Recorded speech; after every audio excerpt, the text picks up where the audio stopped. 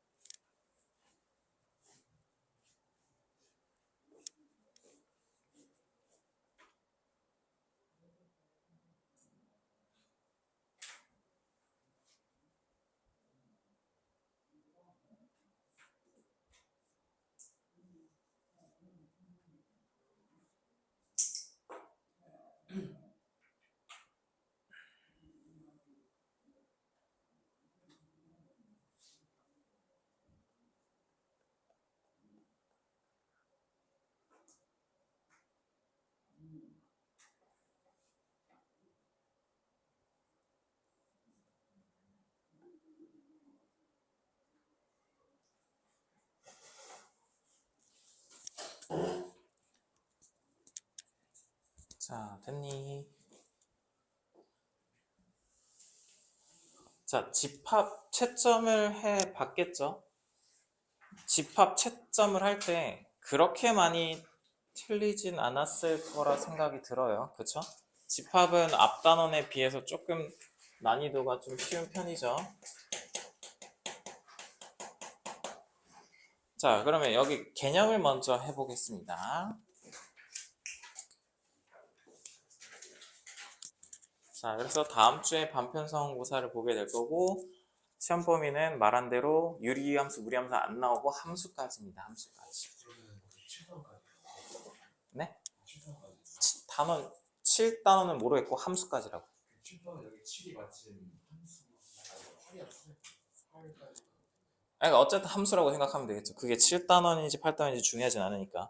자, 안 나온다고요. 네. 자, 명제를 봅시다. 자, 명제는 참과 거짓을 분명히 할 수 있어야 우리가 명제가 되는 거야. 자, 근데 여기서 명제와 조건에 대해서 많이 헷갈릴 거예요. 그러니까 여기서 명제라고 한다면, 자, 우리가 예를 들어 3x는 빼기 6은 0이다. 이러한 식이 있어요.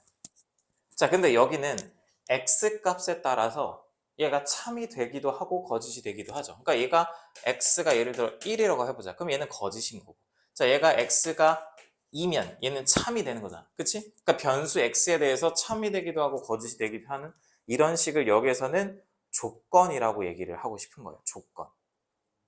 자, 그래서 우리가 명제는 우리가 앞에 나왔던 내용과 연결을 많이 시킬 수 있는데 초반 부분에서는 자, 예를 들어 뭐 x는 뭐 3은 소수이다.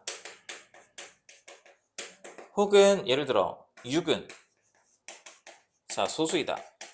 이런 거를 했을 때 자, 얘는 참이 명제인 거고요. 얘는 거짓이 명제인 거야. 6이 소수이다. 자, 거짓이 돼도 상관이 없는 거예요. 거짓 항상 참이 될 필요는 없고요. 거짓이 되더라도 명제가 될 수 있어요. 그래서 참인 명제 혹은 거짓인 명제 얘네들을 연결을 시키는 내용이 된다는 거죠. 자, 그러면 명제라는 것을 우리가 어떤 식으로 표현을 많이 하느냐, 우리가 P면 Q이다 이런 식으로 생각을 해주면 되는 거예요. 자, 그러면 이 예제를 보자. 이 부분이 P가 되는 거고 이 부분이 Q 이렇게 되는 거예요. 그래서 얘가 가정, 결론 이런 식으로 생각을 할 수가 있는 건데, 우리가 얘를 집합으로 연결을 시키는 이유는 자, 이 P 안에 진리집합이 존재할 거고요. 그렇죠? 그리고 이 Q라는 집합에 참이 되게 하는 원소 진리집합이 존재하겠죠. 그러면 얘가 어떻게 된다는 거야? 이 P의 Q의 부분집합에 들어간다면 얘가 결국 참인 명제란다면, 참인 명제면 얘가 진리집합이 서로 포함관계가 들어가야 된다는 거지. 자, 그런데 만약에 이 진리집합 명제 P, 요 앞부분 P에서 진리집합이 Q 안에 한 개라도 들어가지 않으면 들어가지 않는다라고 표현을 하고요. 그러면 명제 P면 Q에다가 참이 아니니까 우리가 거짓이라는 결론을 내릴 수가 있다는 거지. 자, 그러면 우리가 명제에 대해서 부정이라는 단어를 한번 생각을 해보겠습니다. 부정. 자, 명제의 부정. 그러니까 즉 기호를 어떻게 표현하느냐? 이렇게 표현합니다. 자, 그래서 읽을 때는 not P라고 읽어요. 자, 그래서 P의 부정은 우리가 집합의 개념으로 생각한다면 진리집합을 대문자 P라고 한다면 P의 여집합이 되는 겁니다. 그래서 부정을 한다는 건 우리가 집합 입장에서는 여집합이기 때문에 여기에 속하는 원소가 아닌 원소들을 다 가져오면 된다. 이런 내용인 거예요. 자, 예를 들어 보자. 여기에 중요한 부정하는 내용이 모든과 어떤이죠. 자, 모든이라는 단어는 그러니까 모든 x에 대해서 뭐가 성립한다 그러면 x 값에 대해서 어떤 x를 넣어도 성립해야 돼. 근데 어떤 x에 대해서 성립한다는 것은 모든 게 성립할 필요 없어요. 단 하나만 돼도 되고요. 두 개만 돼도 되고 세 개만 돼도 성립해도 되겠죠. 그렇죠? 그래서 예를 들어 모든 x는 뭐 유리수이다. 이런 식으로 갔을 때 얘를 부정을 한다면 어떤 x에 대해서 이런 식으로 설명을 해주면 된다는 거지. 자, 마찬가지로 어떤이 먼저 나와 있었다. 그러면 그거에 대한 부정은 모든이라고 표현을 해주면 됩니다. 자, 그러면 얘를 집합처럼 생각을 한다면, 자, 예를 들어 A 합집합, 진리집합을 표현했을 때 A 합집합 P, 이거에 대한 여집합을 하면 우리가 A 여집합, B의 여집합, 얘네들을 다 바꾼다는 이러한 내용이 있었죠. 그러니까 얘가 결국엔 부정을 한다는 건 모든 내용을 바꿔주면 된다는 거예요. 자, 그리고 예를 들어 P 또는 Q 이런 식으로 표현을 해서 얘를 부정을 한다면, 자, not P, 그리고 이제 또는은 뭐로 바뀐다? 또는은 그리고로 바꾸기, 그리고 Q는 not Q, 이런 식으로 된다는 게 얘를 부정을 하면 not P 그리고 not Q, 즉 또는과 그리고 사이의 부정, 그리고 모든과 어떤 사이의 부정, 이러한 내용들을 이용해야 된다는 거지. 자, 그럼 여기서 알 수 있는 사실은, 자, 명제가 참이 된다고 하면 그 부정된 명제는 거짓이 될 거고요. 자, 부정을 취하는 게 참이 된다면 원래 명제는 거짓이 된다는 거지. 왜? 부정을 취했기 때문에. 우리가 여기서 내용들을 연결을 시켜서 할 수 있어야 된다는 거지.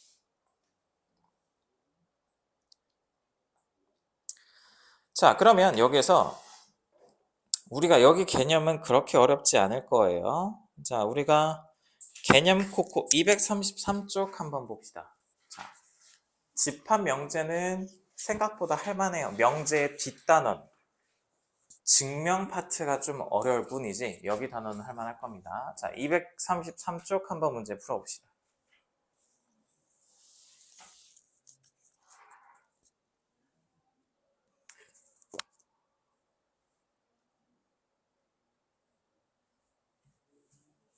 동의 풀어봐서 다시 하세요. 한 번 더 하세요.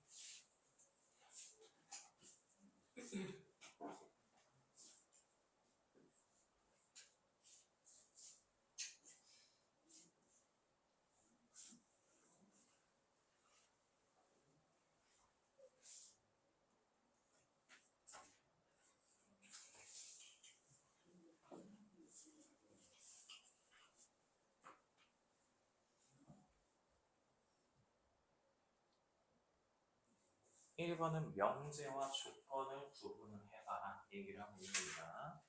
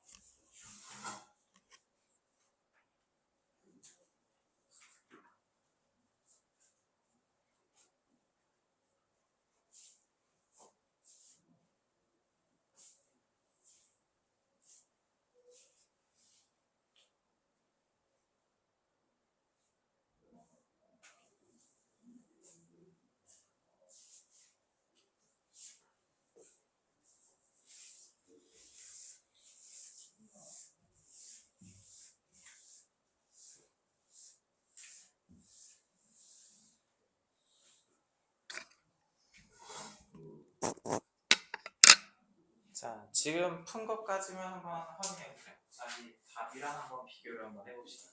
예제를 또 풀어줄 테니까 자기가 푼 것까지만 답 한번 확인해 보세요.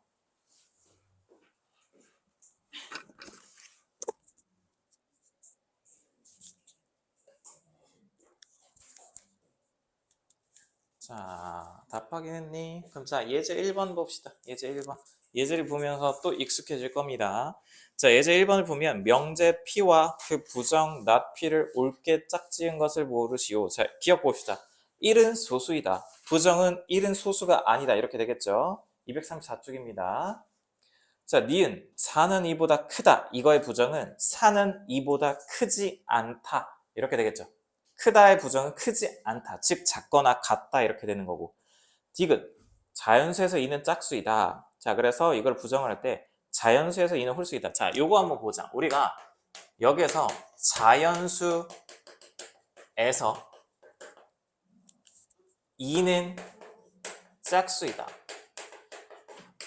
그러니까 여기서 짝수이기 때문에 얘를 홀수로 바꿔주면 되는데, 자, 가끔 가다가 그러면 자연수 자체도 부정을 해야 되지 않냐? 이런 생각을 할 수도 있어요. 왜냐면 부정이라는 게 모든 내용을 부정하는 거니까. 근데 얘는 일단 이런 기본 가정에서 여기에서 이거 이제 보는 거기 때문에 얘를 부정할 필요는 없어요. 그죠? 그 자연수의 부정. 그러면 이제 되게 시기 애매해야 되겠죠. 그죠? 전체를 뭐 실수로 볼 거냐, 복수 포함할 거냐, 뭐 이렇게 다양하게 될 테니까 어쨌든 뭐 자연수가 아닌 어쩌고저쩌고 이런 거는 아니라는 거예요. 그래서 이거는 조금 헷갈릴 수 있습니다. 자, 2번 봅시다. 자, 예제 2번을 보면, 자, 여기서 조건의 진리집합을 구하라. 자, 그러면 Q의 not Q니까 Q 입장에서 뭐야? 부등호 방향을 바꿔야 되겠죠. X제곱 마이너스 12X 더하기 27. 얘가 0보다 커야 된다. 그러면 얘는 9, 3, 이렇게 주면 되니까 X가 3보다 작다 또는 X가 9보다 크다 인 상태에서 뭐 해라? 전체 집합이 10 이하 자연수니까 여기선 1, 2 이렇게 되겠죠. 자, 전체 집합을 잘 봐야 돼요. 얘를 그냥 단순히 얘가 3보다 작고 x가 9보다 크다 이렇게 해서 답을 하지 말고요. 여기에서 진리 집합을 보면서 전체 집합의 원소를 여기에 연결을 시켜라 이런 내용인 거지. 자, 2번도 보면 자, 2번, 3번은 간단히 할게요. 얘는 뭐야? P의 여집합, 교집합, Q 이렇게 된다는 거야. 즉 P 입장에서는 뭐야? 얘를 부정하라니까 X는 2, 3이 아니다. 이러한 상태와 Q를 만나라는 거고 3번 P 또는 not Q, 즉 P 합집합 Q의 여집합 이렇게 되는 내용이니까 여기에 대한 내용의 진리집합의 원소를 찾아주면 된다. 그래서 그렇게 어렵지 않을 거라고 생각이 들어요. 자, 이제 3번을 봅시다. 이제 3번. 자, 여기는 어렵지 않죠? 자, 이제 3번을 보면 참거짓을 판별하시오. 자, x가 1보다 크면 x가 1 이상이다. 당연히 맞죠. 왼쪽에 있는 집합이 오른쪽 안에 부분집합 관계가 될 테니까요. 2번 9의 양의 약수이면 x는 12의 양의 약수가 된다. 그런데 딱 봐도 9가 딱 튀어나와서 9는 10의 약수가 아니죠. 그러면 명제를 반하는 예제가 있기 때문에 얘는 거짓이 되는 겁니다. 모든 진리집합의 원소가 들어가야 된다. 이 내용이에요. 자, 예제 4번을 봅시다. 예제 4번. 자, 예제 4번을 보면 얘도 똑같이 뭐예요? 집합 문제예요. 집합 문제. 얘는 P면 Q이다. 이렇게 돼 있으니까 집합 P가 집합 Q 안에 들어간다 생각을 하면 되는 거고 기억 봅시다. P 교집합 P는 P이다. 자, 맞고요. P 차집합 Q는 당연히 공집합이 될 거고요. 자, 디귿 봅시다. Q의 여집합, P의 여집합이 Q의 여집합인지 요거를 한번 확인을 해봅시다. 자, Q의 여집합이 어디예요? 바깥에가 됩니다. 자, P의 여집합이 어디예요? 이렇게 되네요. 그럼 얘네들 합집합하니까 P의 여집합 부분이 되겠네요. 그런데 걔는 Q의 여집합이랑 같지 않습니다. 그래서 얘는 틀린 명제가 되는 거죠. 그래서 옳은 것을 고르라 했으니까 기억, 니은 이렇게 된다는 거예요. 자, 됐니? 자, 이거 봅시다. 그 다음 여기 부분은 좀 한번 잘 들어보세요. 자, 우리가 여기서 명제에서 자, 충분 조건과 이제 필요 조건 이러한 내용을 볼 건데 자, 한번 봅시다. 우리가 P면 Q이다 이렇게 쓰면 얘는 그냥 틀리지 않고 외워주는 게 좋습니다. 얘는 P는 Q이기 위한 단어를 조금 조심히 보세요. P는 Q이기 위한 충분 조건이다. 그리고 Q는 P이기 위한 필요 조건이다. 자, 얘는 이렇게 좀 생각해주면 돼. P는 이제 Q가 되기 위해서 이미 충분한 거야. 그래서 P는 Q 안에 들어간다. 이런 식으로 생각을 해주면 되는 거고, 얘는 약간 이제 책마다 그러니까 헷갈리니까 암기하는 방법 같은 게 좀 있는데, 자, 뭐냐면 약간 이렇게 표현하긴 해요. 그러니까 얘를 약간 뭐로 보냐면 화살로 봐, 화살. 화살로 봐서 얘가 화살을 맞고 있죠. 그럼 이제 화살을 맞으니까, 그러니까 이렇게 막 피가 날 거 아니야? 그러니까 이제 피가 나니까 이제 필요 조건. 이렇게 해가지고 이제 암기를 하는 방법 이렇게 해서 하고 있는데, 근데 이런 이제 진짜 쓰잘데기 없는 거 하면 은근히 이게 기억이 잘 돼요. 그러니까 너네가 이제 암기에 대해서 이제 찾아보면 너네 세계 신기록 암기하는 사람들 보면 있잖아. 예를 들어 뭐 10분 아니 1분 내로 몇 개 외우고 이런 거를 해서 세계 신기록 내는 사람들의 암기법이 대충 뭐냐면 너네도 이제 다른 과목 할 때 한번 해보세요. 그러니까 예를 들어 여기 이제 옷걸이가 이렇게 있어. 옷걸이가 있는데 여기에 이제 포도가 달려있다 생각하고 이렇게 하는 거야. 그리고 여기에 바닥에는 뭐 바나나가 이렇게 널브러져 있어. 이런 식으로 연상을 한 거야. 새로운 거를 연결을 아예 안 돼. 아예 안 되는 걸 생뚱맞게 막 이거 하는 거야. 여기에는 무슨 이제 포도가 갑자기 걸려 있고 이렇게 해가지고 암기를 하더라고. 그래서 이러한 내용을 할 때 너네가 암기 과목을 할 때 하세요. 그러니까 어쨌든 이런 식으로 해서 얘는 얘 입장에선 필요 조건이야. 그러니까 여기서 또 헷갈리는 게 뭐냐면 이런 식으로 줘요. 이렇게 준다는 거야. 자, 그럼 보자. 규민아, 그럼 P는 Q이기 위한 뭐죠? P는 Q이기 위한 필요 조건. 그치? 그러니까 얘가 방향이 바뀌더라도 이걸 헷갈리지 말고 이렇게 해야 되는 거야. 누가 받는지 혹은 얘가 만약에 이런 모양이 헷갈릴 수 있잖아. 나는 이걸로만 암기를 할 거야. 이런 친구도 있을 수 있잖아요. 그러면 이렇게 나오면 무조건 바꿔요. Q는 P, 얘랑 얘랑 어차피 똑같잖아. 그러면 여기서 이제 생각하면 되지. Q는 P이기 위한 충분 조건이고 P는 Q이기 위한 필요 조건이다. 이런 식으로 암기를 해주면 된다는 거지. 그래서 얘는 이렇게 되는 거니까 얘가 이렇게 되는 거고 얘는 Q가 P 안에 들어가는 이렇게 되는 상태가 되는 거지. 그래서 근데 이제 얘네 둘 다 성립할 수 있을 거 아니야? 그 조건을 필요 충분 조건이라고 얘기를 합니다. 즉 수학에서 필요 충분 조건은 뭐라고 보냐면 동치로 보면 동치. 그러니까 뭐냐면 필요 충분 조건이야. 그러면 이거를 증명을 하고 싶어. 얘를 증명하고 싶어. 근데 얘가 좀 어려워. 그랬더니 필요 충분 조건을 했더니 얘하고 얘는 필요 충분 조건이 됐어. 그러면 오히려 얘를 증명하는 거야. 그러면 얘를 증명했지만 얘가 증명이 된 상태라는 거죠. 약간 수학에서는 그렇게 표현을 합니다. 이해되십니까? 자, 그리고 여기 이것만 잘 들으세요. 자, 지금 하는 거. 자, 우리가 여기에서 P면 Q이다 이거에 대해서 대우, 역 이러한 내용들이 있어요. 자, 내용 자체는 쉬워요. P면 Q이다. 역은 뭐냐면 그 반대. P면 Q이다. Q면 P이다. 얘가 역이에요. 역. 근데 대우는 얘를 결론을 부정을 하고 조건을 부정해서 이렇게 하는 게 대우예요. 자, 근데 여기서 중요한 게 뭐냐면 자, 명제가 참이면 대우도 반드시 참입니다. 그런데 역은 참이라는 보장이 없어요. 당연하죠? 얘가 이렇게 성립한다고 해서 거꾸로 된다는 게 보장이 안 되잖아. 그치? 근데 얘가 되는 이유는 Q의 여집합이 P의 여집합에 들어가는가? 우리가 P가 Q 안에 들어간다 해보자. 그러면 Q가 어디 안에 들어가? P 안에 들어간 상황이죠. 그러면 당연히 Q의 여집합은 P의 여집합 안에 들어갈 거 아니야. 그래서 얘는 대우가 성립한다는 거야. 자, 그러면 여기서 질문 자 봅시다. 자, 귀류법이라는 단어가 있어요. 귀류법. 자, 요거 두 개 차이를 좀 알아야 돼요. 한번 보세요.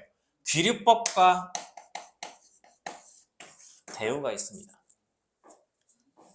자, 한번 잘 보세요. 요것만 하고 쉴게요. 자, 귀류법이라는 거 들어봤니, 규민아? 귀류법이 뭐예요? 몰라요? 들어봤다면서요? 예린아, 귀류법이 뭐지? 자, 여기에서 이거 잘 보세요. 얘네 둘이 되게 비슷해요.